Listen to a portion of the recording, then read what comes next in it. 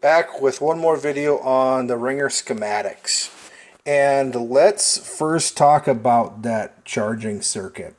On our schematics here, this is original copy, so they might be kind of rough. But this is the spin wheel switch on that momentum wheel that spins when our engaged circuit is going. So this is going to go through and pulse our horseshoe relay. And that's the one that's underneath the player one score reels.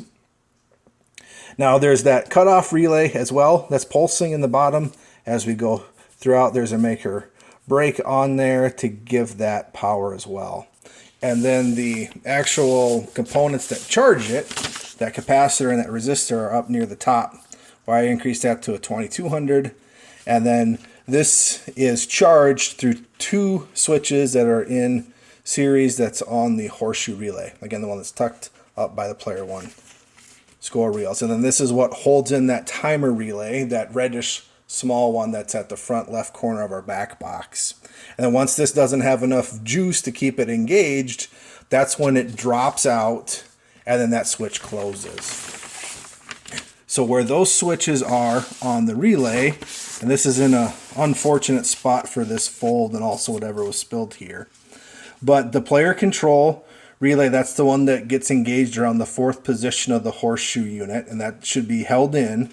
And then this is the switch that's on that timer relay. So once these are both connected, this gives the path from our left to our right power rail, and that's going to give power to the motor that will spin it and then reset the next throw for us. So through those two switches is how the control motor spins and gets us to the next shot. And then while that motor spins, it resets the horseshoe and it advances the shot count.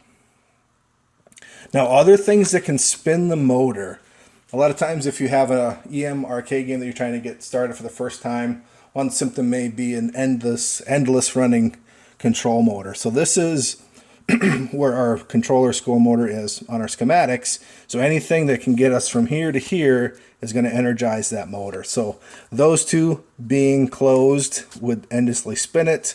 But again, this one's always closed. The player control relay shouldn't be locked on. And also the start relay, which can be from the coin, we'll do that later. But the normally open switch on the start relay can also control that. So make sure that if it's endlessly, that start relay has let go. And then there's a direct maker break here on the score motor. That's the hold-in switch. That was the leftmost switch on the score motor cams. And our score motor cams are actually down here. And then they're labeled nicely for us. So that one is the motor run. And anytime that this trailer comes up on top of the cam, then that switch is going to be closed, and it's going to hold itself in until that trailer finds one of the notches to drop into and open the circuit. So that's kind of the motor hold-in power, so that it spins itself until its next cycle. So those are the things that can keep the motor running if you have that problem. Now, other things that we noticed that happened during the reset process is that game over relay needs to be energized, and that's what this circuit is doing. So this circuit says that the shot counter needs to be back at 0, and then our 0 switches that were on top of each one of our score reels, these are the ones that need to make it or be closed when it's at 0. And then there's also a score motor switch in there, and then our lock relay needs to be on, and then that will get our game over relay to energize. And then the other score reel switches that need to be open are on this part of the schematic. So through our score reset relay, which comes off of our motor, and we can look at that in a second. Once this is the relay, the 4 switches on that relay that we tapped by hand, and then as long as that switch is closed from 1 through 9, once it opens up at 0, then it's going to stop pulsing each one of those score reels. And then to get points during the game, that comes from our point relay and our player relay. So this is the point relay that's underneath the player 1, which gets pulsed by the score motor if you have 1 or 2 points. It gets pulsed by the ringer relay if you have 3. And then this will control if it's player 1 or player 2, 1 drum, and then player 1 or player 2, 10 drum. And then our resets on our units. Our shot counter reset happens once our game over relay is energized and then our start relay is going. There could be multiple paths here as well. There's a control motor switch that needs to close to get that to reset.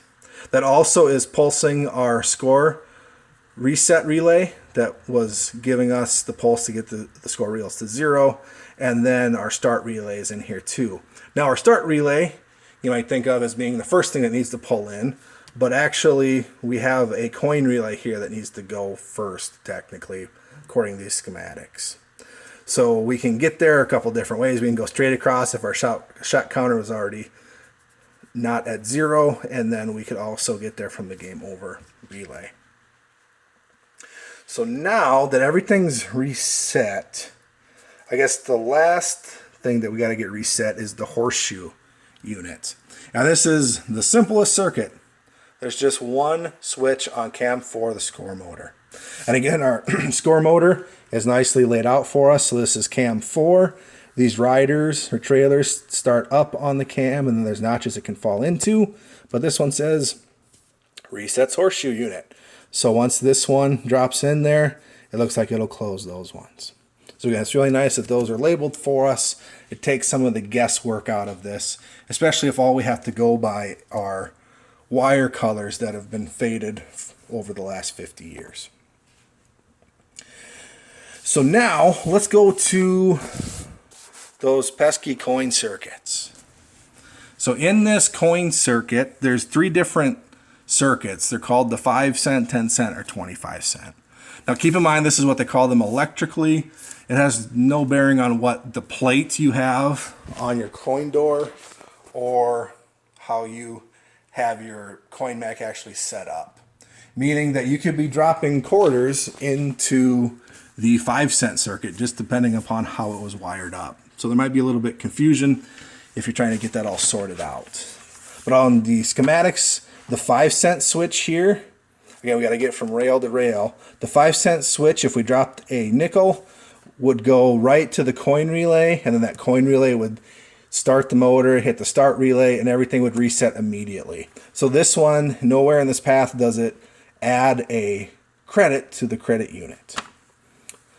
And then also on the 10 cent switch here, if we were doing dimes, there's that adjustment at the bottom for 1 or 2. But if we had this adjustment plugged into 1, we'll notice that it's literally the same as putting in a nickel, where 1 credit for a dime is just going to instantly restart the machine. It'll never credit the credit unit. But if we have it set to 2, notice that it doesn't go to the coin relay and start the reset sequence. It goes to that 10 cent relay, which will spin the motor, and then this will add in units or credits to the credit unit. The same thing with our 25 cent switch. Now this is the jumper plug to get you 2, 3, 4, 5 for each quarter that you put in. But then on our coin switch here, this was that make or break.